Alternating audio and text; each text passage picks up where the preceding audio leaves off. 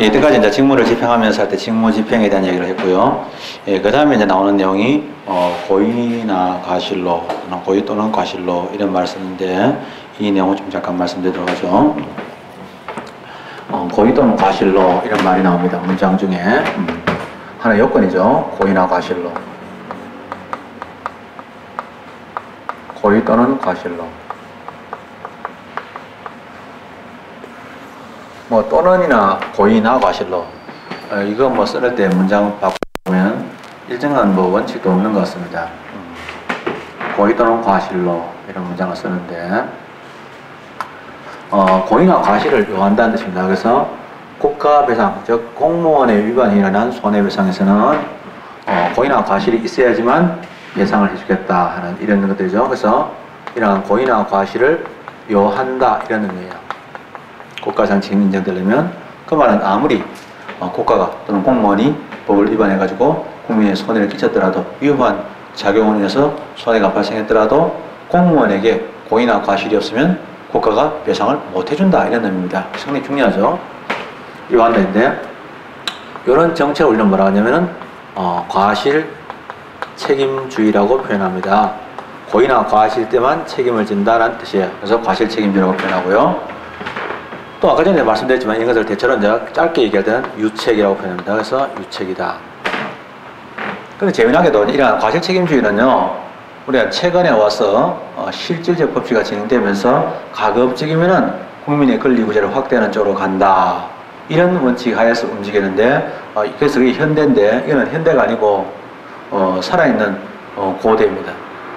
요즘 들어서 이제 보면, 나무 중에서 메타세콰이어라는 나무가 있습니다. 그래서 그게 발견된 지 얼마 되지 않은 나무인데, 뭐, 세콰이어하고는 구분해야 된다. 뭐 그런 얘기를 하더라고요. 세콰이어는, 그거와 달리 이런 메타세콰이어는 굉장히 오래된 화석 같은 나무라는 얘기죠. 그래서, 그런 나무가 있는데, 이 사실은 이제 이게 굉장히 오래됐습니다. 그래서 이거는, 지금도 21세기인 지금도 운영되고 있지만은, 원래는 근대의 산물입니다. 이 과실 책임주의인데요. 이 과실 책임주의를 좀 말씀드리면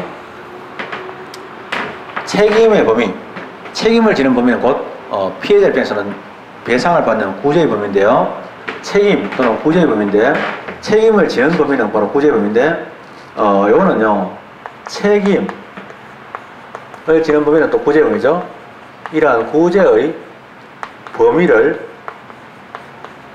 확대하는 게 아닙니다. 이거는 제한하는 겁니다. 이러한 제한. 이런 확대하는 게 아니에요.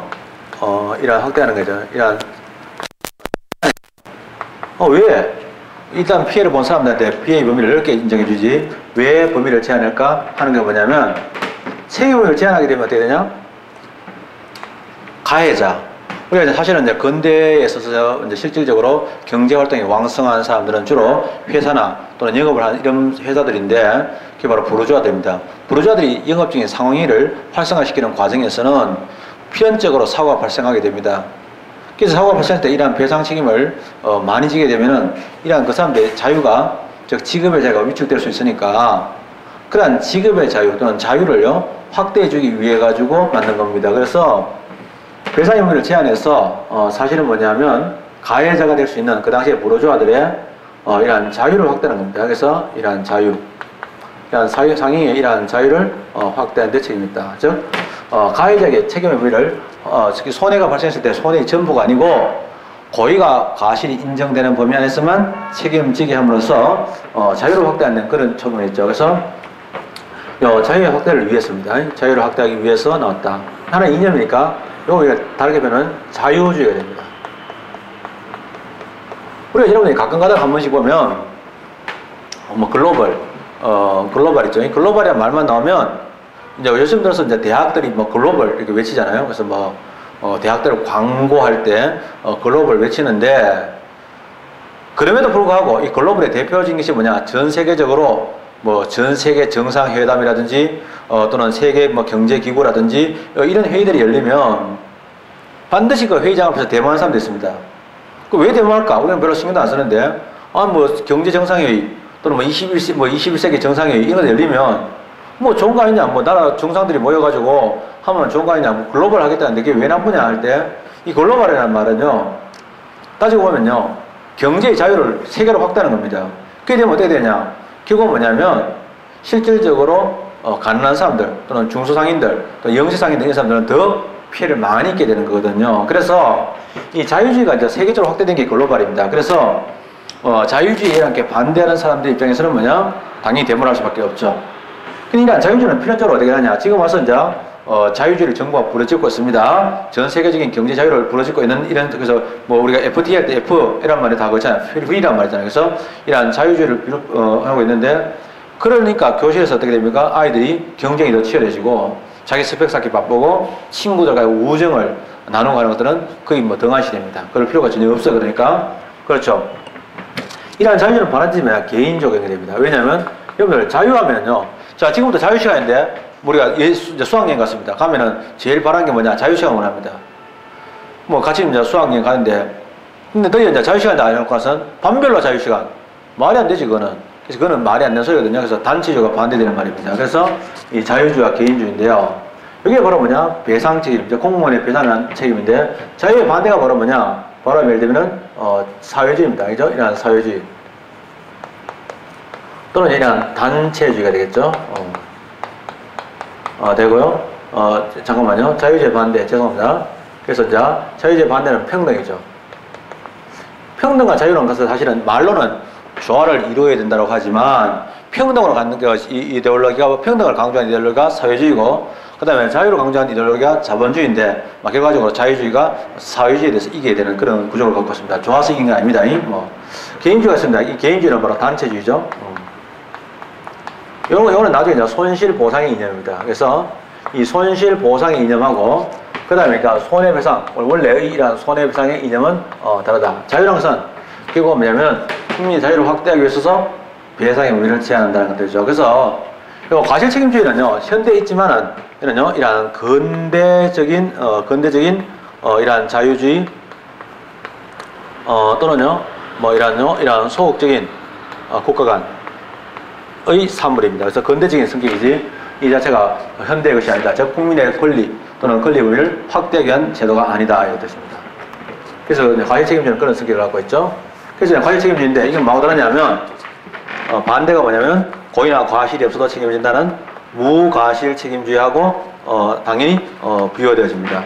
그래서 잘 알겠지만 무과실책임주의 하면은요, 아까 전에 영조물의 하자로 손해배상이라든지 또는요 손실보상에서는요 고의나 과실을 요하지 않죠. 그래서 이 손실보상과 가장 다른 점 또는 무과실책임주의와 구별되는 점이 고의 또는 과실로 이렇게 되죠. 그러면 내용들을 봤을 때 첫째는 고의가 있고요. 고의라는 것은 알면서 지적인 요소하고, 그 다음에 일부러 그럴 생각을 가지고 할 때 의지적인 요소 두 가지가 다 필요한 게 고의인데, 고의하고 과실입니다.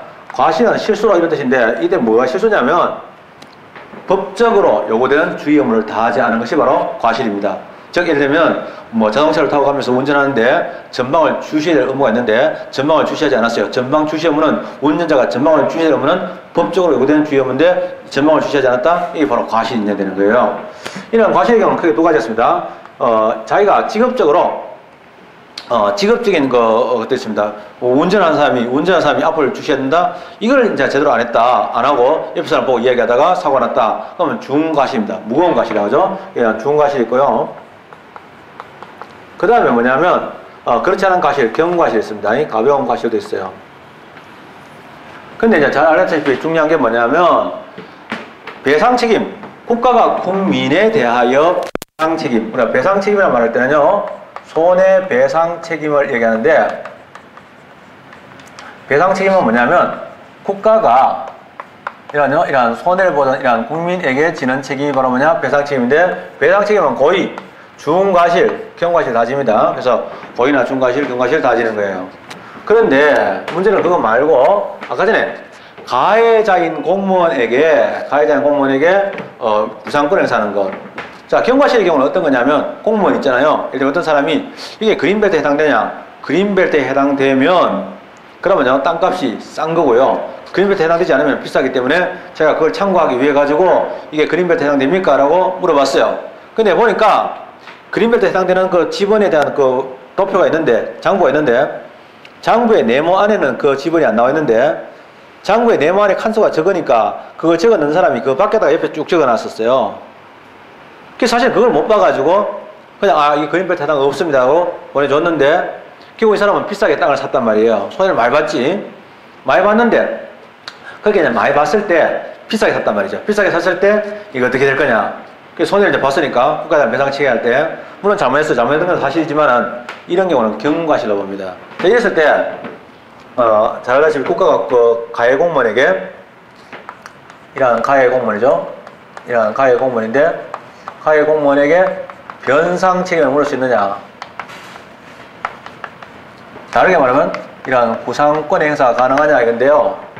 고의나 중과실의 경우는 인정되지만은 경과실 인정 안 된다. 공무원이 일을 하다 보면 할 수 있는 거죠. 도로 실수 많이 하는 공무원들이 대체로 어떤 거냐? 적극적인 공무원들이고 일을 많이 하는 공무원들이 도로 실수도 많아지게 되어 있습니다. 그래서 경과실이 있다는 거죠. 그래서 중과실과 경과실 이렇게 나눠지는 거죠. 그래서 가해 공무원에게 변상 책임이 인정되는 건 이렇게 됩니다. 그럼 여기서 어떤 문제가 발생하냐면 아까 전에 했던 중요한 얘기를 하나 더 좀 이해가고 싶은데요. 그건 뭐냐면 아까 전에 배상 책임자를 누구로 할 거냐 하는 이런 문제가 있습니다. 배상 책임자는 현재 우리나라 법에 의하면 국가배상법에 의하면 국가나 지방자치단체만 되도록 되어 있습니다. 따라서 가해 공무원에게 배상 책임을 직접 물을 수는 없습니다. 자, 이 말인데요. 그래서 만약에 아까 전에 이러한 가해 공무원이죠.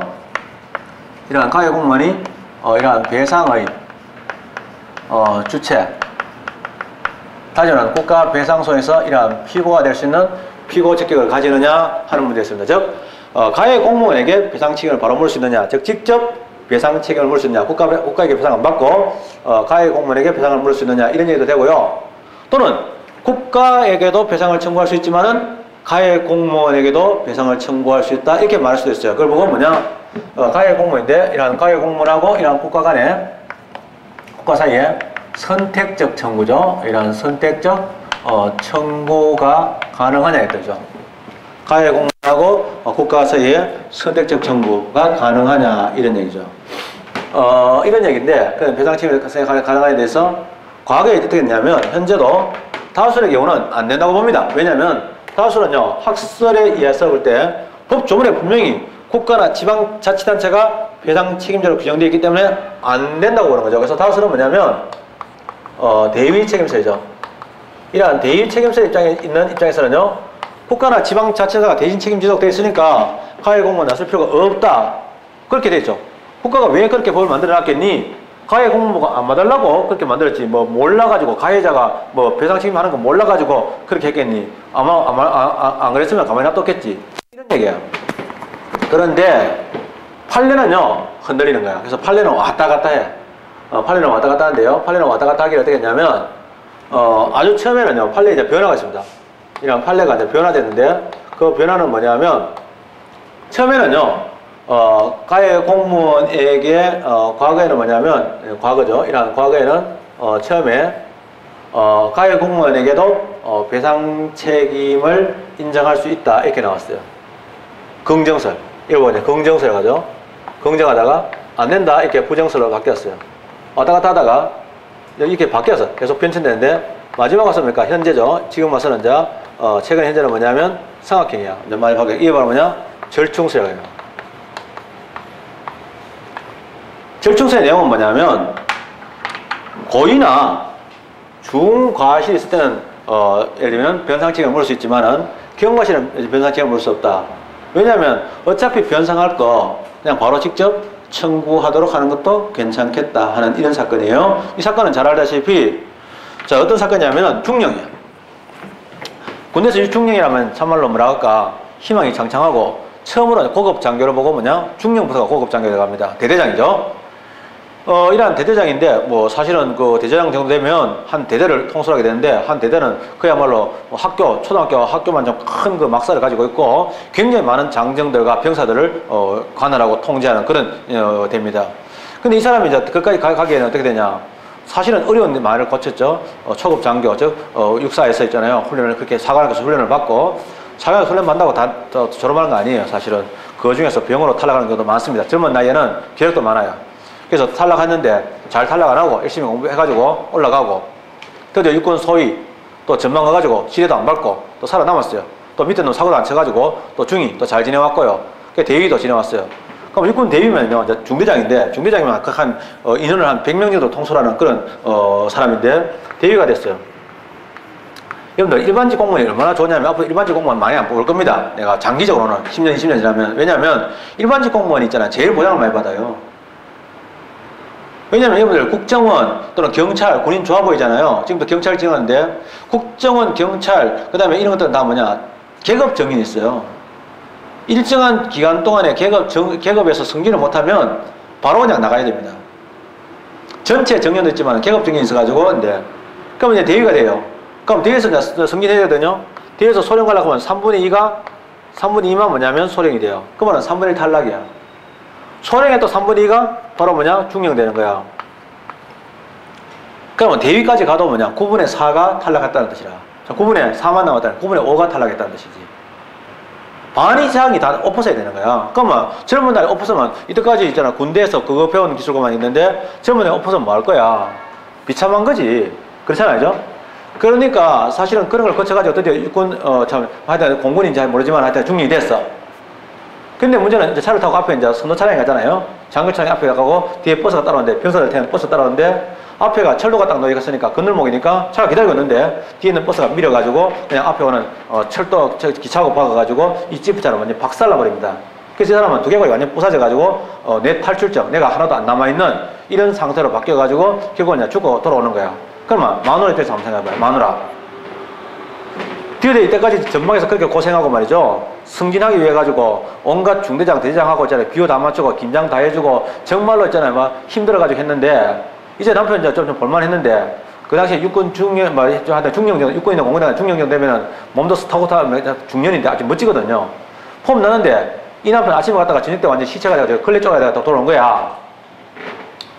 그러면 이 여자가 나는 다 필요 없고 국가배상도 필요 없고 국가배상할 필요 없다 이거야. 나서지 마라 이거지. 나는 임마한테 받은 얘기 있다. 이렇게 해가지고 수송을 제기한 거야.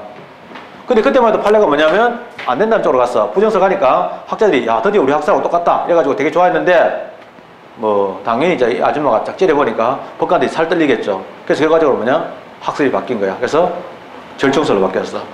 그래서 학설의 변천함으로 먼저 나온 적이 있어요. 올바르게 변천된 게 뭐냐 그만큼 변화가 심했는데 바로 이 사건입니다. 그래서 어차피 어차피 구상권 행사할 거 그냥 같이 가면 어떻겠나 하고 해석이 된 거예요. 그래서 이런 부분도 있다. 이것도 중요합니다. 어쨌든 간에 고의 또는 중과실이 나오는데요. 그래서 배상의 부분이 달라지는데 문제는 자 그러면 고의나 과실이 인정되는 범위의 끝판이 뭐냐 경계선이 있겠죠. 그러면 어디까지나 고의나 과실이 인정될 때 고의 그건 뭐 그냥 핵심적이죠. 중과실 이겼는데 경과실의 그 범위가 어디까지냐가 바로 뭐냐 고의나 중과실 인정하는 범위가 되겠죠. 자 문제는 경과실을 인정하는 범위에 관한 기준이 나오는데요. 자 봅니다. 범위에 관한 기준인데 이 범위에 관한 기준은 두 가지가 있어요. 자 과실이 인정된다 할 때는요. 과실 주의 의무를 다 안 했다. 너 왜 주의 좀 해야 되는데 주의 의무를 다 안 했느냐 할 때 보통은 어릴 때 사고 치면 어떻게 됩니까? 언니하고 동생이 같이 치면 언니 무력하잖아요. 왜냐면 언니가 주의 의무가 더 있다고 보는 거야. 니는 왜 동생이 그러는데 안 말렸니? 이래가지고 혼나는 거야. 왜냐면 그게 이제 언니에게 주의 의무가 더 있다고 보거든요. 그러면 주의 의무가 더 있다 없다 할 때 주의 의무의 정도는 어느 정도냐면 주의력이 강한 사람일수록 주의 의무가 더 많은 거고 주의력이 약한 놈 이만 처음부터 정신이 산만해가지고 정신병적인 요소가 있어가지고 산만하다 그러면요 주의 의무가 낮아지겠죠. 이런 문제가 발생해가지고 돌아오니까 정신이 산만한 사람일수록 돌아오도 뭐냐 책임을 적게 지는 이런 부분이 발생합니다. 그래서 주의 의무를 질 때 어떻게 인정할 거냐 할 때 그 기준이 되는 사람을 기준이 되는 사람을 누구를 볼 거냐 할 때 바로 사고를 친 그 사람을 기준으로 할 수가 있겠죠. 그걸 뭐 구체적으로 합니다. 바로 그 사람이니까. 살아있는 바로 그 사람을 이게 내가 구체적인 사람입니다. 그러면 뭐 옛날에 그런 친구가 있었어요.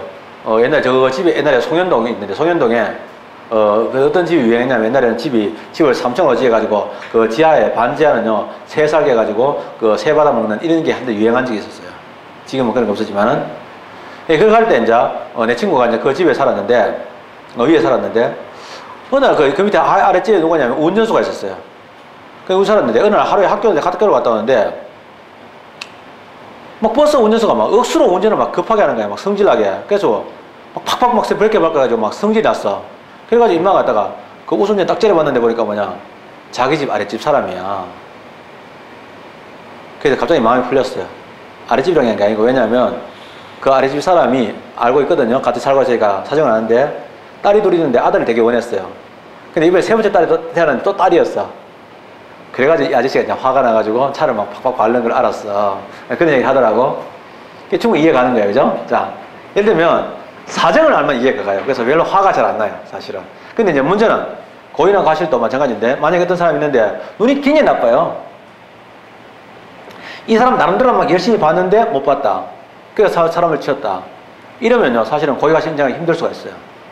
또 우리가 상황을 봤을 때 이 사람이 처한 상황이 운전에서 잘리면 안 되는데, 회사 잘리면 안 되는데, 회사에서는 뭐냐, 추석 특수라고 해가지고 잠도 안 자고 계속해서 트럭을 몹니다. 밤이 오나지고. 그래서 이 사람이 나름대로 제가 시간 날 때마다 자고, 물론 시간이 없는데 잠을 못 잤지만은 시간 날 때마다 자고, 그 다음에 뭐 번도 마시고 막 난리 쳤어요. 그렇게 마셨는데도 불구하고 깜빡 조는 바람에 사고를 냈어요. 그러면 나름대로 최선을 다했다. 허벅지 찔러가면서 했는데, 문제는 그래서 사고 냈을 때는 사실은 책임을 물 수 없겠죠. 이런 문제가 발생합니다. 그래서 이 범위의 기준은요, 기준이 되는 사람이 뭐냐면 평균인. 자, 잘 모르겠고, 우리가 이제 사실은 상대방 만날 때 뭐 연인 관계도 그래요. 보통은 뭐 키가 이 정도 되잖아. 보통은 남자들이 이렇게 이 정도 해주잖아. 보통은 여자들이 이 정도 해주잖아. 이거 안 돼. 왜냐면은 그 사람은 평균인이야. 이런 평균인을 대상으로 하고, 그 다음에 이런 구체적인 바로 가해자, 바로 그 사람을 대상으로 했습니다. 근데 이런 평균인을 했을 때 이거는 추상적입니다. 그래서 이런 추상적이거나 이런 객관적이죠. 그래서 추상적인데, 이런 그 과실은 뭐냐? 그래서 이런 추상적인 경과시라고 표현합니다. 이러면 범위가 넓어집니다. 그래서 이러한 배상을 또는 하는 이러한 범위가, 또 책임 범위가 이거는요, 넓어지는 거죠. 넓어지고, 이런 구체적인 가해자를 상대로 하면 이건 좁아집니다. 좁아지는데, 이거는요, 그래서 이거는 구체적 경과실이라고 합니다. 구체적인 경과실이라고 하는데요. 그게 평균인데, 현재 학생이 어느 걸 취하냐면은 평균인 모르겠고, 일반적으로 운전을 하는 사람은 이 정도는 주의를 해야 되는 거 아니냐, 이거죠. 평균입니다. 그래서 이걸 보고 우리가 과실의 객관화라고 표현하는데요. 과실의 객관화 또는 추상화도 좋습니다. 추상적인데 평균인, 이게 현재의 다수입니다. 근데 이거는 중요한 게 있잖아요. 전체적인 고의나 과실을 요하는 과실 책임주의 자체는 뭐냐? 책임 범위를 확대하는 거랑 아무 상관없고, 도로 책임 범위를 제한하는 데 목적이 있는 건데, 이거는 전혀 그렇지 않고, 요 부분은 뭐냐? 책임 범위의 확대와 관련이 깊다. 이것도 중요한 내용입니다. 그래서 요거를 책임 범위를 확대하려고 나왔다. 이것도죠. 두 번째, 그럼 이런 고의나 과실을 인정하려고 할 때, 이제 이거 인정할 때 어떻게 되느냐 이런 얘기인데, 구체적인 사례로 갑니다. 자, 그럼 고의나 과실을 인정하느냐 안 하느냐 이런 문제인데,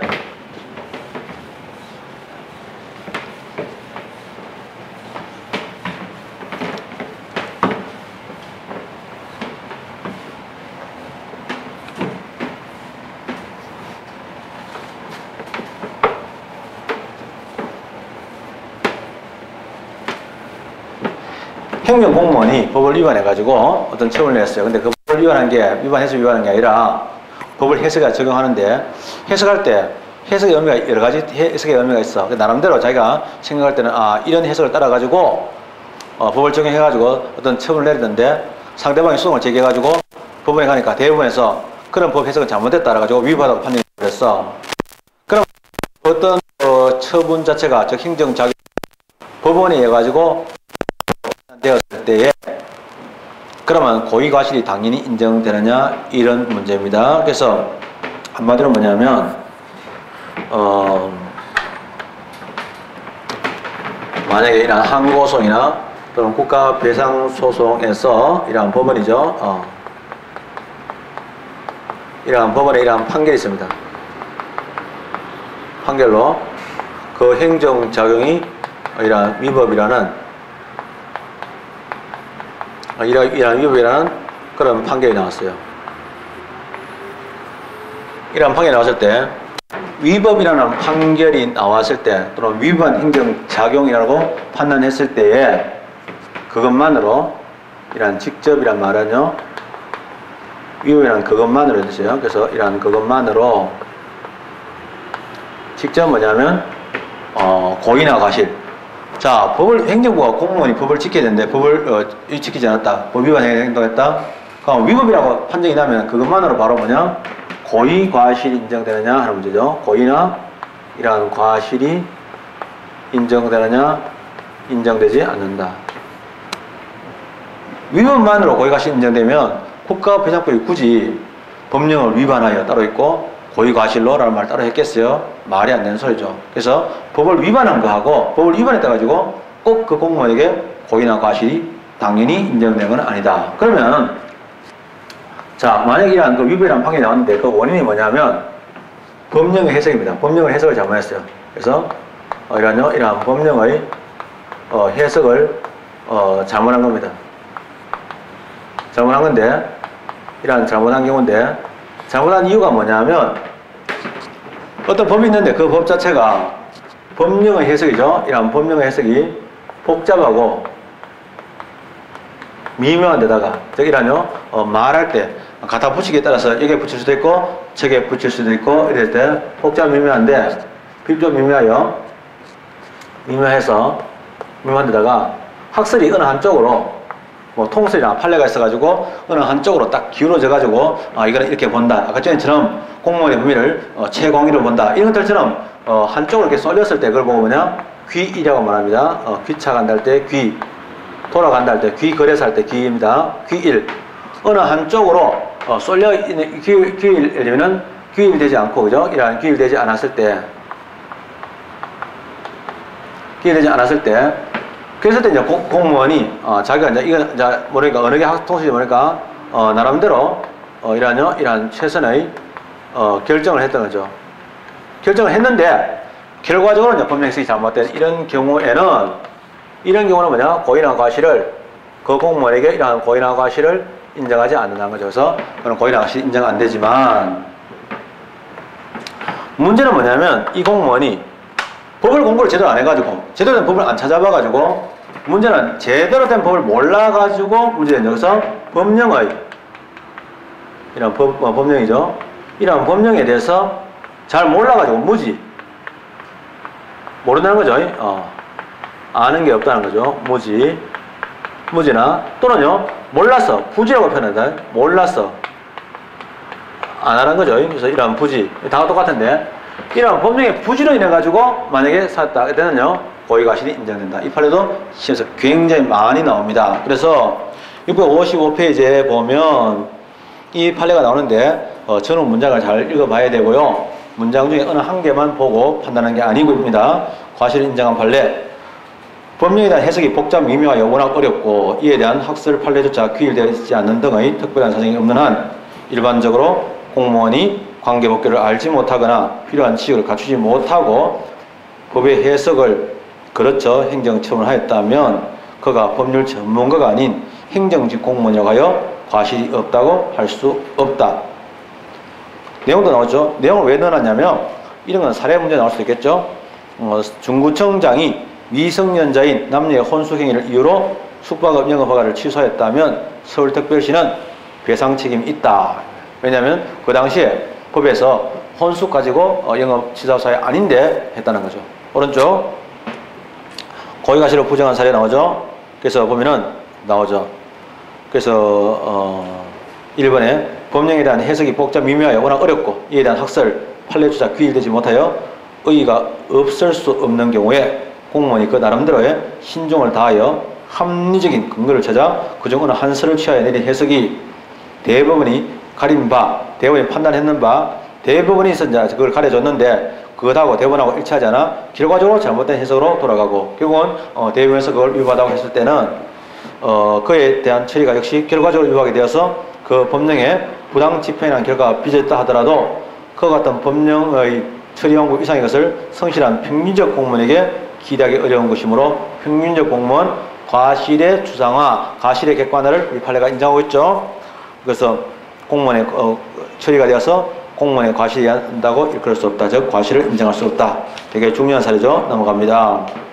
그 다음에 넘어가서 656페이지 보면은 위헌 무효인 시행령의 제정.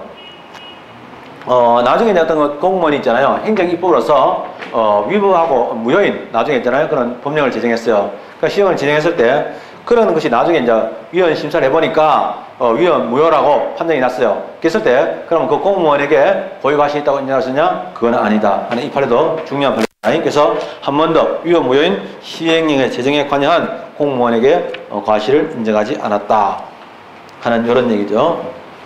그게 이제 사실은 고의 또는 과실로 들어가고요. 그 다음에 들어가죠. 그 다음에 나오는 거.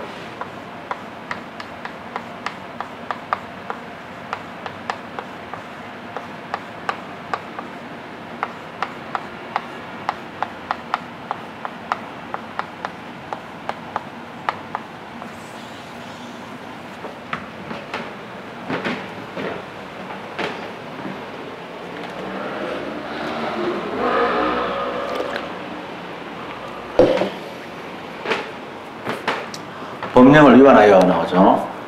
자, 법령할 때 이 법령을 위반해서 나오죠. 그래서 법령을 위반하는 것을 우리는 뭐냐? 위법이라고 합니다. 그래서 국가배상을 인정받으려면 위법해야 되는 거죠. 적법한 경우는 받을 수가 없습니다. 그죠? 적법 안 된다는 거죠. 그래서 뭐가 다냐면은, 이러한 손실 보상하고 손해배상의 다른 점이 한두 가지가 아닌데, 결정적으로 다른 점이 뭐냐? 물은 적도 있는데, 위법, 적법, 이거 안 된다는 거죠. 부당도 안 됩니다. 부당은 공익에 위반되지만은 법에는 위반되지 않은 정도를 얘기하는데 재량 위반, 부당도 안 됩니다. 그래서 위법만 가능하다. 이때 위법에는요 고의나 과실, 죄송합니다. 무효나 취소를 가리지 않습니다. 그래서 위법하기만 하면 됩니다. 그래서 여기는 무효도 포함될 수 있고 취소할 정도 포함된다 이 뜻이죠. 문제는 이제 법령을 위반하려고 하는데 이때 이제 법령 위반의 대상이 되는 것이 법령이라 했는데 법령이면은 위법이 되는 거고 법령이 아니면 위법 아니겠죠. 그때 저때 이 법령이 어떤 의미냐? 법령 들어갑니다. 그럼 국가배상법 제2조가 말하는 법령입니다. 법령의 의미는요. 글자는 똑같더라도 국가배상법 제2조에서 말하는 법령 다르고요. 정보 공개부에서 비밀 또는 비공개로 규정할 때 법령이 다 다릅니다. 범위가 다르죠. 그럼 법령의 범위인데 이런 법령의 범위가 어떻게 볼 거냐 하는 건데 당연히 법령은요, 원칙적으로는, 그거는요, 우리가 법률입니다. 형식적 의미의 이러한 법률을 의미하고요. 법률을 의미하죠. 근데 이제, 그 다음에 뭐냐면, 법률 다음에 이제 명령이 나오는데, 명령에는요, 이러한 법규 명령. 좁은 의미의 법규 명령이 있고, 그 다음에 지방자치단체가 제정하는 자치법규가 있습니다. 조례라든지, 규칙과 같은 조례와 이러한 규칙과 같은 또는 교육규칙 같은 이러한 자치법규가 있고 그런 성문이죠. 성문이 있고요. 그 다음에 이제 불문으로서는 관습법이 있습니다. 관습법, 행정선례법, 민중관습법 같은 관습법이 있고 그 다음에 법의 일반 원칙이라는 게 있죠. 우리가 조리라고 알려져 있는 법의 일반 원칙이라는 게 있습니다. 법의 일반 원칙 나옵니다. 또는요, 이런 조리라고도 표현하죠. 자, 조리 나오고요. 그 다음에, 뭐냐면, 여기까지가 나오죠. 이런 것들이 있고, 그 다음에 나와서 이제 행정규칙이 나옵니다. 행정규칙 들어가죠. 이랬을 때, 이제 우리가 국가배상법에서의 법령입니다. 그래서, 법률은 뭐 당연하고요. 근데 법규명령 당연히 포함되고, 자치법규 포함되고, 관습법 포함되고 조리도 포함됩니다. 제일 중요한 것은 법의 일반 원칙인 이 조리가 포함된다 중요합니다. 즉 설사 실정부의 위반이 없더라도 조리에만 위반되어도 그렇다. 중요한 판례 중에 하나가 어떤 게 있냐면 이게요 돌 굴러가요 사건이 있는데요. 자 어떤 동네에 보면 이제 땅이 있어요. 참 땅이 있는데 이 산이 이렇게 네 개 바위가 툭 튀어나와 있었어. 근데 여기 어디냐면 국유지야. 들어가 사라 소리 안 했어. 팔을지도 안 했는데 저거 풀보로 점령해가지고 들어가 사는 거야 이렇게. 나가긴 안 나가. 그래가지고 뭐 나중에 이제 풀보 점령해놓고 나서는 나중에 와서는 애들 학교 가야 되니까 해가지고 할 수 없이 이제 지방세를 부과하고 지번을 부여했는 거야. 왜냐면 주민등록 번호가 나와야지 애를 학교 보낼 수 있으니까. 그러니까 보냈어.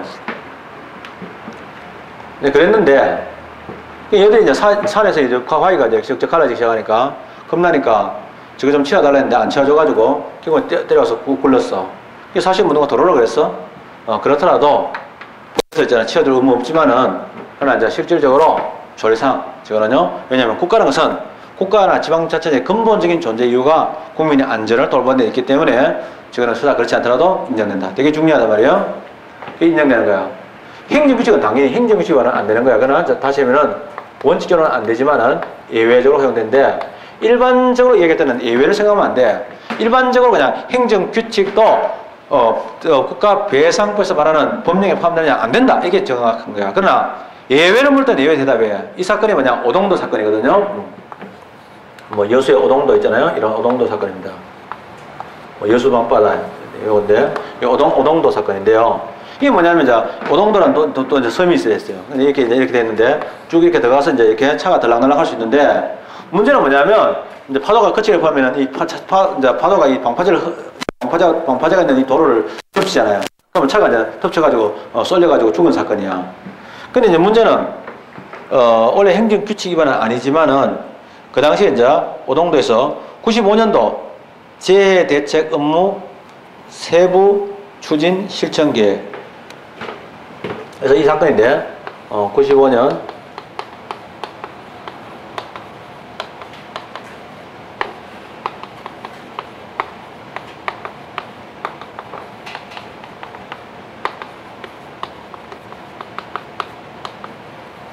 이런 세부실천 추진계획이란 이 계획에 위반된 이 계획에서는 분명히 저렇게 됐을 때는 기상적으로 저렇게 됐을 때는 내보내라고 되어 있는데 근무자가 그걸 안 지켰다는 얘기죠. 그래서 저런 이야기가 나오게 됩니다.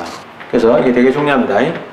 참고로 이건 아니지만은 우리 기억납니까? 예를 들면은 우리가 정보 공개부에서 잘 알다시피 이러한 비밀이라든지 또는 이러한 비공개로 할 수 있는 것들은 법률 단계에 포함되고 법규 명령 중에서 일부죠. 그래서 일부만 되고 자치법규 중에서 일부 되죠. 조례만 됩니다. 그래서 이거는요, 이런 대통령령, 행정입법으로는 대통령령만 되고 불이행 같은 건 안 되고요. 그 다음에 잘 아다시피 이런 조례는 되지만은 규칙은 되지 않았죠. 그리고 간섭법이나 또는 조례에서는 되지 않았습니다. 그죠? 알겠죠? 그래서 우리가 법령이란 말 쓰더라도 똑같지 않다. 그거는 해당되는 법에 따라서 다 달라지더라 하는 얘기죠. 이런 사건이 중요합니다. 법령을 위반하여, 즉 위법입니다. 위법을 요구합니다. 그러나 고의나 과실이 있을 것을 행정식 뭐예요? 예, 안 되죠. 당연히 안 되죠. 안 되죠. 예, 그것도 써주죠. 그래서, 예, 그래서 법령에 위반하여, 요거는 이제 별개의 문제라는 거죠. 그래서, 주의해야 된다. 그 다음에, 그렇게 되고요. 그래서 그렇게 해서, 그 다음에 이야기는 뭐냐면은, 법령을 위반하여 타인에게 손해를 가할 때, 손해를 입힌 때는 나오는데, 자, 타인 들어가죠.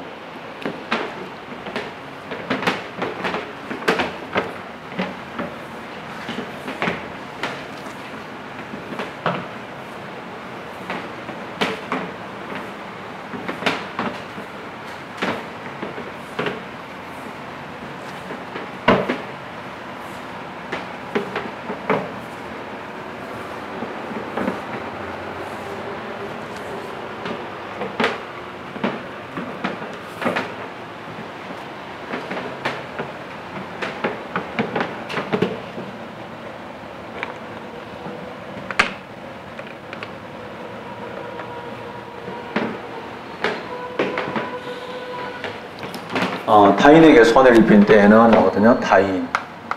이 타인이 뭐냐 이게 중요하죠. 아주 중요한데요. 뭐 타인, 뭐 만약에 아침 드라마에 타인 하면은 뭐 이혼한 전 남편 이거 되겠지만은 예, 이런 게 아니라 여기서 다이는 뭐냐면 피해를 입은 자죠. 제가 피해자를 얘기합니다. 두드리 맞고 피해자를 얘기하죠. 근데 피해자가 국가배상은 뭐예요? 장땡이죠. 돈을 받는 사람이에요. 병원에 누워가지고 돈을 세하려는 사람이죠. 그래서 이 사람이 뭐냐면 손해배상의 청구권을 가지는 손해배상의 청구권자입니다. 청구권을 가지는 자죠. 이 B가 바로 뭐냐? 법률사기인데 이거냐? 이러한 국가배상 청구 소송에서 원고가 될 사람입니다. 즉, 이러한 제일 주인공이죠. 이 원고를 얘기합니다. 공무원이 공무 수행하다가 지가 전부대 받아가지고 죽었다. 뭐 어쩔 수가 없어요, 그건 국가배상 안 해줍니다. 자기에게가 아니고 타인에게 손해를 끼쳤을 때입니다. 그래서 이제 공무원들이 이제 할 때 공무 수행하는데 순찰, 그 도로가 완공된 거 보러 서산에 있는 공무원들이 가다가 이제 공용차가 아니고 자기 개인용 운전해 가다가 운전 잘못해가지고 옆에 있는 공무원들이 죽었어요. 이건 이제 배상 책임을 주죠. 옆에 있는 놈은 죽는데 본인은 배상을 못 받는 거예요. 자. 그럼 이제 타인의 경우인데 이제 타인의 경우는 두 종류로 나눕니다. 사실은 뭐냐면 국민인 경우죠. 이런 국민인 경우가 있고 국적에는 외국인의 경우가 있습니다. 외국인의 경우에는요, 외국인의 경우는 뭐냐면 상호보정주의, 상호주의라고 되어 있는데요. 이러한 상호보정주의를 취합니다. 줄여서 상호주의인데요. 그 외국에서, 그 나라에, 방글라데시에서 우리나라 사람에 대해서도 국가배상 인정해주면 우리도 인정해주고, 적어도 인정 안 해주면 우리도 안 해줘, 이거야.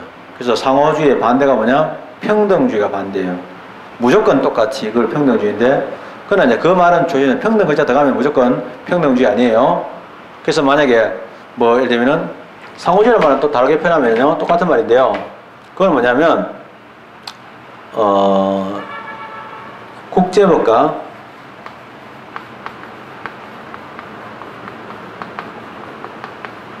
조약이 정하는 바에 의하여 나옵니다. 상호보정주의입니다. 근데 만약에 그냥 무조건 평등하면 평등주의, 이건 틀린 말이고요. 국제법과 조약이 정하는 바에 평등하게, 이거는요, 그거는 상호주의입니다. 그래서 평등이라는 말 들어가더라도 그거는 상호주의로 본다. 이렇게 되죠. 국민등 하는데요, 이런 국민은 타인할 때 이런 국민은요, 원칙적으로 국민은 당연히 인정되어집니다. 그럼 말할 것도 없죠. 근데 예외가 있습니다. 예외적으로 안 되는 경우가 있는데요. 대한민국 국민인데 대한민국 안에서 국민의 취급을 못 받는 사람이 있어요. 즉 사람 취급 못 받는 거죠. 요즘하고 달라 옛날에는 재래장이 아주 컸습니다. 뭐 예를 들면 경상북도 의성군에는 안개장만 해도 뭐 몇만 명씩 오거든요. 어마어마한 큰 장이에요. 강경장 이런 것들 되게 큽니다. 아주 큰 장들이 있는데 그런 복잡하고 많은 사람이 몰리는 그런 사회에 안 살다가 장날 나온 사람들이 자기 일행들을 종종 놓치는 수가 있습니다. 그러면 이제 그 주변 사람들한테 그 일행을 본 적 없냐고 물어보거든요, 할머니가.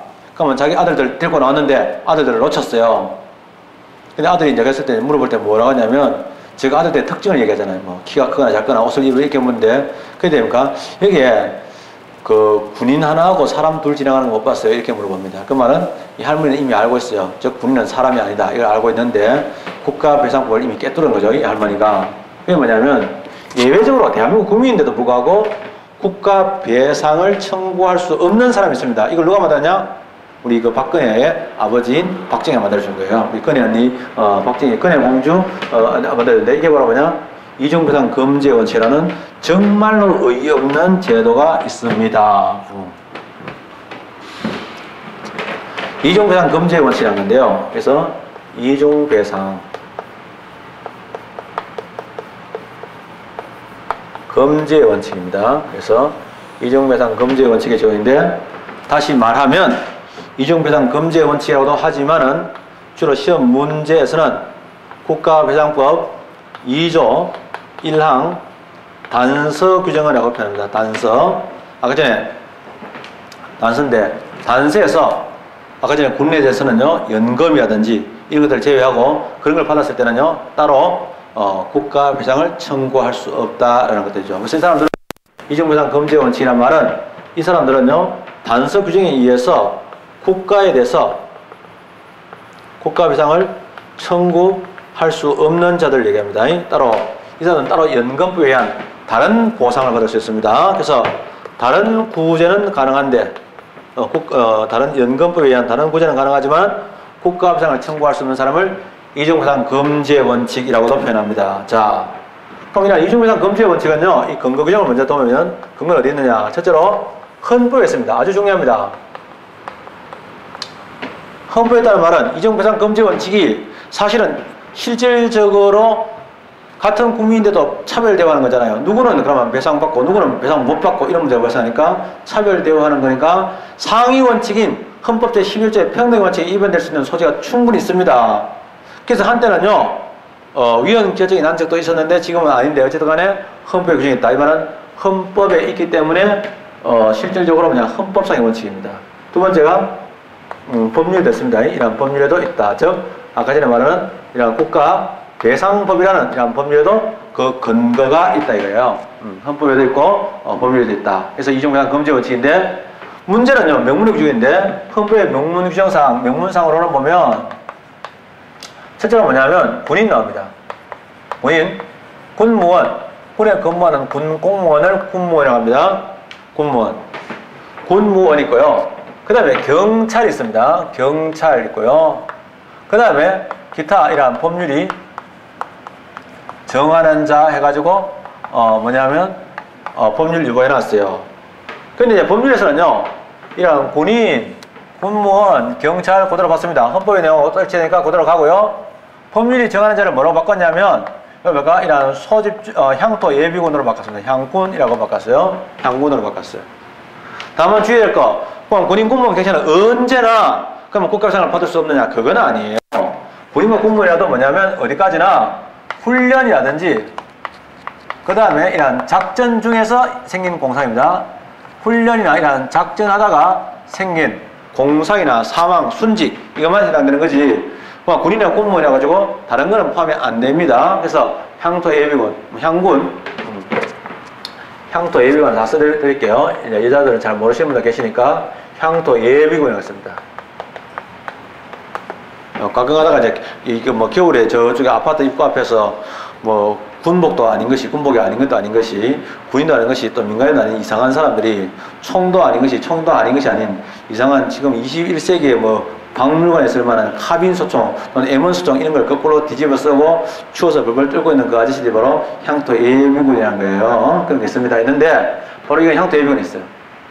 이런 사람들인데 이 사람들은 뭐냐면 작전이나 훈련 중에 받은 것은요 배상할 수 없다라고 말한 거예요. 근데 이거는 이제 입법례를 한번 보면요, 입법례를 할 때 헌법에 따가는데 사실은 이제 이걸 처음 만든 사람이 누구냐? 이 창시자가 박정희입니다. 상공 때. 상공 때 뭐냐? 우리나라 사람들 저쪽에 월남전, 우리가 제일 웃기는 것 중에 하나가 월남의 폐망이라고 하는데요. 웃기는 거잖아요. 월남의 독립이지 따지고. 그게 어떻게 월남의 폐망입니까? 그러면 우리나라도 옛날에 일본에 폐망하고 나서 우리나라가 그러면 일본 정부가 무너지고 나서 그럼 우리나라가 다시 이제 새로운 나라 건국했잖아요. 그럼 그거 뭐 우리나라 폐망 안 하잖아요. 일본도 사실은 월남대 독립전쟁을 벌였는데 그 독립전쟁 벌릴 때 미국 편 들어서 가지고 같은 아시아 국가인 월남을 괴롭힌 사건이 있습니다. 자, 있는데 이미 상공대 는 박정희가 만들었어요. 왜냐면 월남전에 가니까 사람이 많이 죽거든. 군인들이 많이 죽으니까 안 되겠다. 얘들은요 따로 돈 좀 지급하고 말아야 되겠다 이렇게 생각하는 거야. 그래서 박정희가 만들었어요. 박정희가 만드는데 이때는 뭐냐면 헌법이 아니었어요. 헌법이 아니고 법률에다가 만들었어요. 만들었는데 그 당시 대법원 판례가 있잖아요. 그 당시에는 헌법재판소가 따로 없고 헌법재판 기능을 미국처럼 대법원이 했는데 대법원 판례가 뭐냐? 위헌 결정을 내렸어요. 아주 훌륭한 사람이죠. 그 당시 그 대법원장이 조진만이라는 대법원장인데 이 사람이 그래도 참 괜찮은 사람이었어요. 마지막 대법관이라고 볼 수 있는 사람인데 위헌 결정을 내렸어요. 박정희가 그때 진짜 화났어요. 여러 번 중앙정부 보내가지고 압력을 줬는데도 말 안 듣거든요. 그래서 박정희가 진짜 화나가지고 청와대에다가 다 불러 모았어요. 즉 대법관들 다 집합시켰죠. 말은 이제 뭐 조찬 이래가지고 밥 먹자고 얘기했지만 그 밥이 아니지. 그래서 박정희가 이제 한마디 할 게 있다 이거죠. 뭐냐면 내가 대한민국을 다스리는 대통령으로서 사업부에 대해서 내가 많은 부탁했나? 나 청탁한 거 없잖아 별로. 몇 개 안 했는데 몇 개 안 되는 부탁하는 건 좀 들어줘야 될 거 아닌가, 이 싸가지들아, 이런 놈이지. 근데 그때 대법관 중에 한 사람이 나서가 이런 얘기 합니다. 각하, 바로 그 한두 개의 사건, 즉 대통령이 청탁했을 때 그 한두 개의 사건에 바로 뭐냐, 오늘날 권력의 분립 또는 사법관의 독립이 달려가 있습니다. 이런 올바른 말 했을 때 대법관들 중에서 많은 사람들이 고개를 끄덕끄덕 했는데 청와대 비서실에서 고개 끄덕한 놈 다 조사해가지고 결국은 다 잘랐습니다. 그 이후 지금까지 사법부는 뭐냐면 이제 뭐냐면은 보수적인 정권에는 꼬리를 내리고 진보적인 정권에 대해서는요 기고만장해주는 이런 일이 생겨야 되는 거죠. 참 안타까운 일인데 지금 봤을 때 이제 여자에 대한 성폭행이나 강간 사건이 빈발하는 제일 중요한 책임은 뭐냐면 법원에 있습니다. 법원이 굉장히 약한 형을 때립니다. 이런 문제가 발생하는 거죠. 그래서 이게 참 문제되는데 어쨌든 간에 됩니다. 사공 들어갑니다. 그 사공 때 박정희는 지가 헌법을 지 맘대로 만들었잖아요. 헌법에다 집어넣습니다. 집어넣고 50 때도 전두환에도 다를 바 없겠죠? 또 집어넣습니다. 60 때도 그대로 갔습니다. 왜냐하면 노태우 때 헌법 만들었기 때문에 또 갔습니다. 그래서 만들었는데 자 60 때 헌법을 노태우가 때 만들었으니까 그건 이해가 되지만은 시대가 바뀌었으니까 60 들어가서 자 뭐냐면 이거 위헌 아니냐라고 헌법재판소 가니까 헌법재판소는 상공보다 못해요. 상공도 어떻게 합헌 결정을 냈어요. 뭐 희한한 소리 합니다. 하면서 합헌 결정을 냈다. 왜냐하면 뭐 사실은 실질적으로 그 당시에 헌법재판소라는 게 결과적으로 그 전에 30, 40, 50 때 성장해온 잘 먹고 잘 살았던 주로 법관 출신들이나 검사 출신들이기 때문에 그런 거 아니겠나 이렇게 저는 추측하는데요. 어쨌든 간에 이종배상금지 원칙은 법적으로는 또는 입법적으로는 이렇게 되어 있다는 거죠. 자 그러면 이제 중요한 거는 방금 얘기했는데 이종배상금지의 원칙에 적용의 대상이 되는 사람 다시 한번 더 정리하겠습니다. 그러면 이제 이 법적 근거인데요. 법적 근거인데 이종배상금지의 원칙의 이러한 적용의 대상이 되는 사람들인데 이종배상 받는 사람들은 바로 뭐냐? 군인, 공무원, 경찰, 향토 예비군입니다. 저 국가배상법상으로는 향토 예비군 들어가는데 문제는요. 이제 판례입니다. 이제 판례 할 때 자 이름이 군인, 공무원, 경찰이면 별 문제가 없는데 문제는 이런 게 있습니다. 자 그러면 전투경찰 어떻게 되냐? 전투경찰, 전경도 포함된다. 즉 정경도 이종배상 금지의 원칙에 따라서 훈련이나 작전 중에 생긴 손해에 대해서는 국가배상을 청구할 수 없다 나옵니다. 그런데 그거 말고 그러면 같은 예를 들면 논산훈련소에서 훈련받고 차출돼 가지고 배치받을 때 전경으로 가는 경우도 있었고 그 다음에 교도소에서 교도 업무를 도와주는 경비교도대라는 게 있습니다. 경비교도대라는 건데 경비교도대는 포함되냐? 이런 군인이 아니다. 그래서 이 사람들은 국가배상을 청구할 수 있다고 합니다. 그 다음에 우리 싸이 같은 경우 있죠? 이 싸이 같은 경우는 두 가지를 다 겪었죠. 하나는 현역도 겪었고 공익근무요원도 했는데 싸이가 공익근무할 때 중간에 뭐 이런저런 짓을 해가지고 그래서 공익이죠. 공익근무요원. 그래서 이런 공익근무요원 이런 데냐? 공익근무요원은 군이나 공무원으로는 보지 않는다. 종종 공익근무요원 나서 군대 갔다 오고 얘기했었는데 군대 갔다 온 거 아니죠. 공익근무 갔다 온 거죠. 조심해야 됩니다. 이거 말 잘못하면 안 됩니다. 그래서 얘들은 포함이 되더라. 이것도 실에서 많이 나오는 편이죠. 그래서 이종배상 금지의 원칙에는 이런 내용들이 있더라. 이거죠. 다만 주의될 거, 훈련이나 작전에 해당되는 거야 된다. 그래서 훈련이나 작전이 아니면 안 되는 거죠. 근데 우리 판례에서는요, 중요한 게 이제 경찰이 있잖아요. 이런 경찰이 있는데, 그 당시에 낙석, 그 당시에 이제 그 도로에 낙석이 떨어진다. 그죠? 이 낙석이 이제 떨어져가지고 이런 출동을 했어요. 이 낙석이 출동하는 거 이거 돼서 뭡니까? 이거 뭡니까? 이것도 뭐냐? 그 훈련이나 작전에 포함된다라고 이야기를 한 적이 있습니다. 했는데요. 문제는요, 사실은 이제 이러한 숙직실에서 숙직을 하다가 했다. 이거는요, 인정 안 한 적도 있어요. 이거는 이제 국가배상을 인정해줬다는 것도 됩니다. 그래서 이종배상 금지 적용의 대상이 되느냐, 이런 국가배상이 허용됐다. 이런 내용도 있죠. 이거 아주 중요한 내용이니까, 보면은 좋겠어요. 그래서,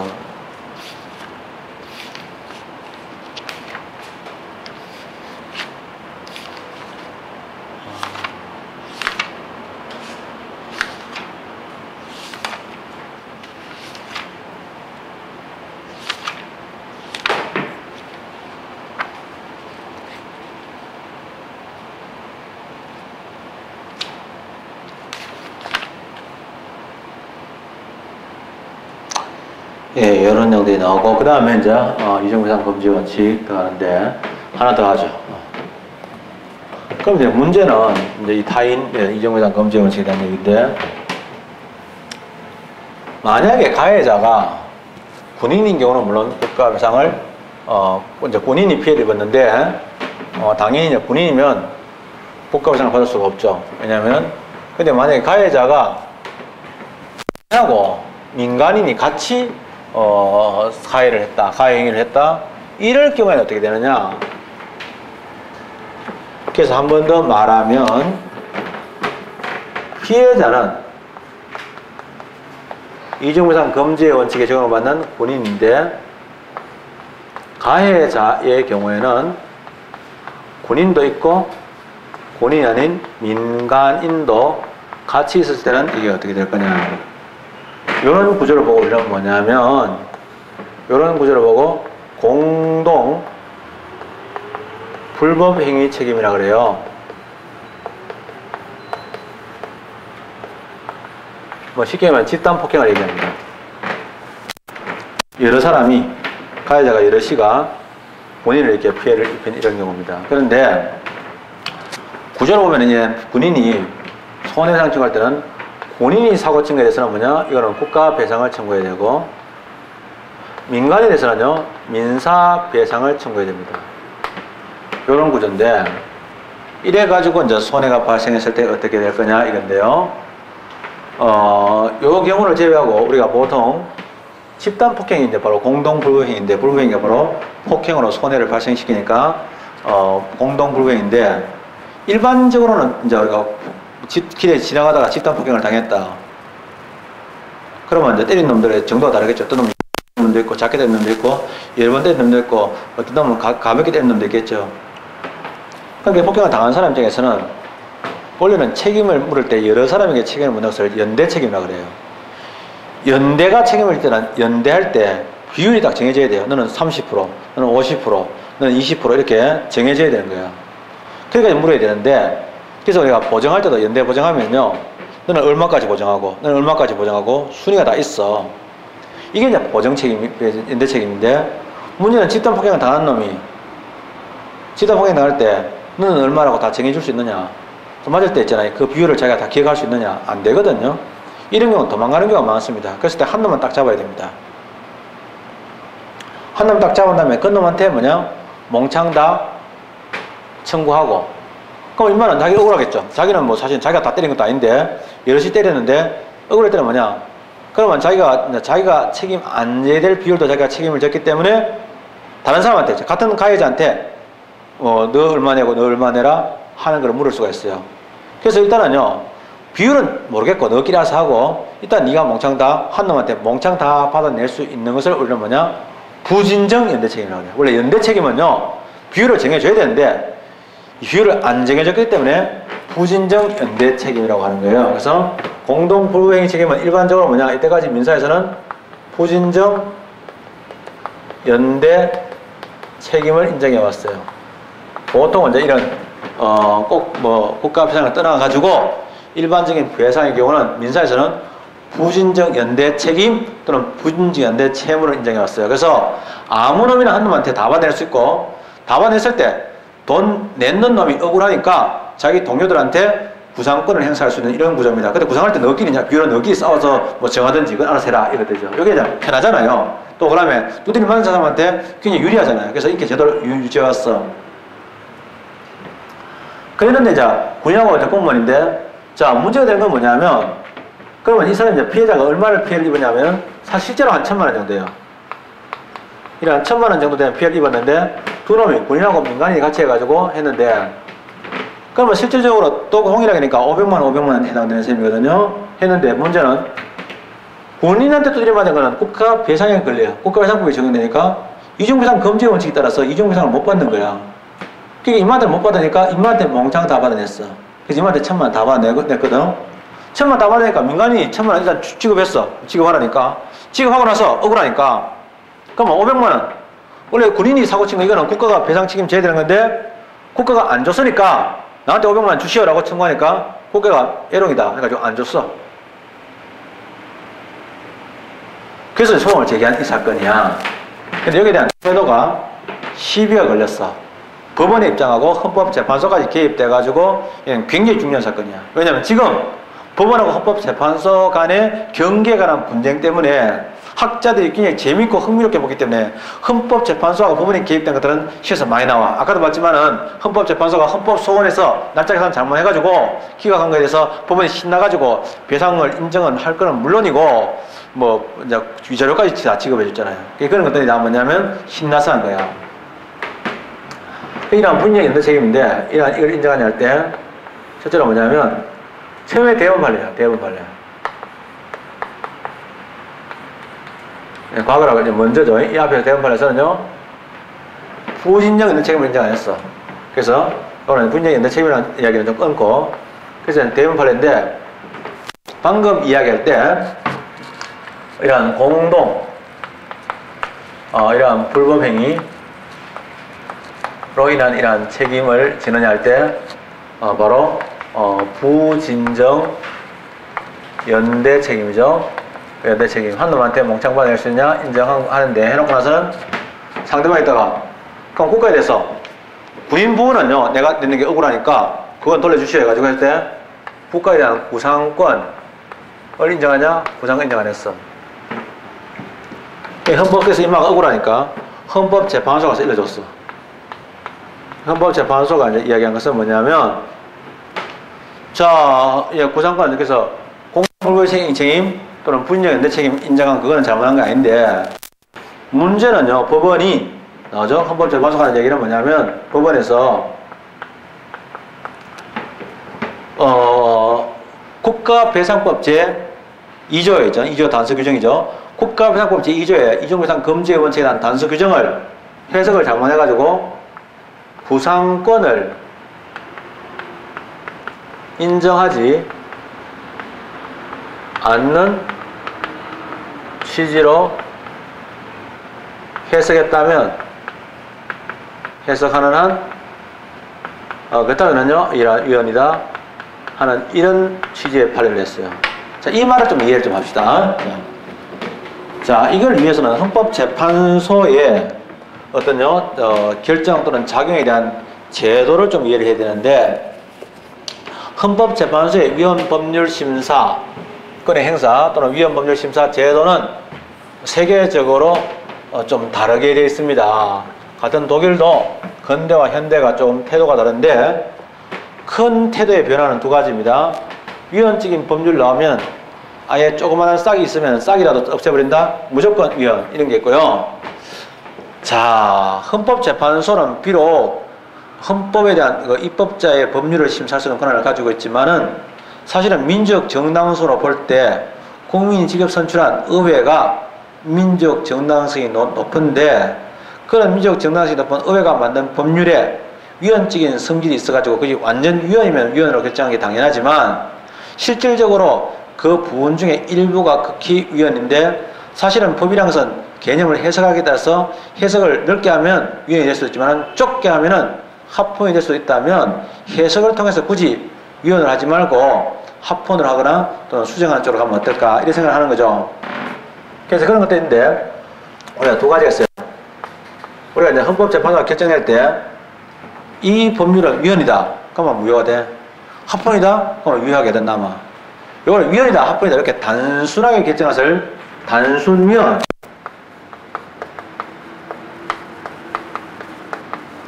결정이라고 그래요. 그럼 이거는 이제 단순 위헌 또는 단순 합헌 결정인데 위헌이다 또는 헌법에 위배된다 이렇게 되는 게 단순 위헌 결정인데 여기에 있고 또 하나가 뭐냐 위헌이다 합헌이다 이렇게 표현하지 않고 변형 결정이 있어요. 변형 결정의 취지는 뭐냐면 의회가 만든 법률을 무조건 조그마한 하자가 있다고 무조건 위헌으로 없애기보다는 못 쓰게 하기보다는 좀 고쳐 쓰면 어떨까. 그래서 이제 그게 뭐냐면 합헌적 법률 해석이라고 표현합니다. 법률 해석할 때 그거를 넓게 해석해가지고 이런 개념을 포함시킨다면 위헌이지만은 이런 개념을 빼버리면 합헌으로 볼 수도 있는 측면이 있거든요. 합헌적 법률 해석인데 가급적이면은 의회의 권한을 존중해 주겠다는 의사입니다. 그래서 가급적 위헌으로 보지 않겠다는 거죠. 그런 변형 결정의 종류는 여러 가지가 있는데 그게 바로 뭐냐면 그 중에 하나가 한정. 이렇게 해석한다면 위헌이다. 이렇게 해석한다면 합헌이다. 한정위헌, 한정합헌인 게 있어요. 또는 헌법 불합치 결정 이런 것도 있는데 한정위헌, 한정합헌인데 이런 게 있어요. 근데 이제 문제는 이것이 이제 사실은 이런 구속력, 이건 뭐냐면 법원에 대해서 이러한 구속력을 가진 데 대해서는 헌법재판소 입장은요, 이것도 구속력이 있지만은 한증인도 구속력이 있다고 보는 거예요. 그런데 법원 입장, 대법원 입장인데요. 이러한 법원 입장은 뭐냐면 단수용형 결정은 당연히 법원도 따라줘야 된다. 그래서 효력이 없어지면은 효력이 없어진 것에 대한 구속이 법원을 구속하는데, 우리나라 법원 입장에서는 뭐냐면 한정위원회 것은 이렇게 해석하는 위원이다 라고 하는데, 그건 구속이 없다는 거예요. 왜냐하면 왜 없다고 하냐면 법률 해석에 대한 법률의 해석이죠. 이러한 법률 해석에 대해서 최종적인 권한은 법원에 있다는 거예요. 법원에 있다. 이렇게 해요. 법원에 있기 때문에 법원에 있다. 따라서 헌법재판소의 현재의 한정위원 있죠. 한정위원은 그건 뭐냐면 헌법재판소의 법률을 해석하는 헌법재판소 나름의 한 견해를 밝힌 데 불과하다. 그냥 너희들이 그렇게 생각한다는 뜻이지 불과하기 때문에 이거는요, 법원을 구속하지 않기 때문에 우리 법원은 헌법재판소가 이런 결정을 내렸더라도, 즉 부상권을 인정하지 않는다는 취지로 해석하는 위원회의 말은 헌법재판소 생각은 뭐냐면 분명 연대채무도 인정하고 부상권도 인정해야 된다 이런 입장이지. 그런데 이제 문제는 그게 이렇게 하니까 이제 그런데 헌법재판소가 하는 얘기는 뭐냐면 국가배상법 제2조 1항 단서에서 이중배상 금지의 원칙을 취한 것은 그거는 국가의 책임을 국민에게 떠맡기라는 그런 취지가 아니다. 아까 전에 그 가해자인 국민에게 떠맡기는 취지가 아니다. 이렇게 얘기하니까 그건 맞거든. 그러니까 대법원이 말을 바꿨어. 대법원 판례가 이제 변경돼서 최근의 판례죠. 이런 최근의 판례는요, 첫째로 공동불변의 책임 인정 안 해요. 군인 연대 책임 인정 안 하고 부상권도 인정 안 해요. 다 안 하고 마는 거예요. 그 말은 뭐냐면 아까 전에 가해자는 민간인에게 500만 원만 청구할 수 있어. 1000만 원 아니고 500만 원 청구할 수 있고 대신에 부상권도 인정 안 해요. 결과적으로 뭐냐, 피해자는 돈을 500만 원밖에 못 받는 이런 문제가 발생해요. 그래서 사실은 헌법재판소 견해가 더 타당한 견해로 보이는데 법원은 곧 죽어도 헌법재판소의 구속을 안 봐달라고 이 난리를 치고 있습니다. 그래서 이런 부분이 있다. 꼭 결정해야 되고요. 이 부분은 실에서 많이 나오는 것들입니다. 있습니다. 예, 이렇게 하고요. 좀 요거 하고 나서 이제 그래서 이로써 사실은 국가 배상에 대한 국가가상법 제2조의 기본 권리를 다 공부했고요. 상세한 내용들은 다시 교과서를 처음부터 보면서 다시 한번 훑어가겠습니다. 예. 시도하겠습니다.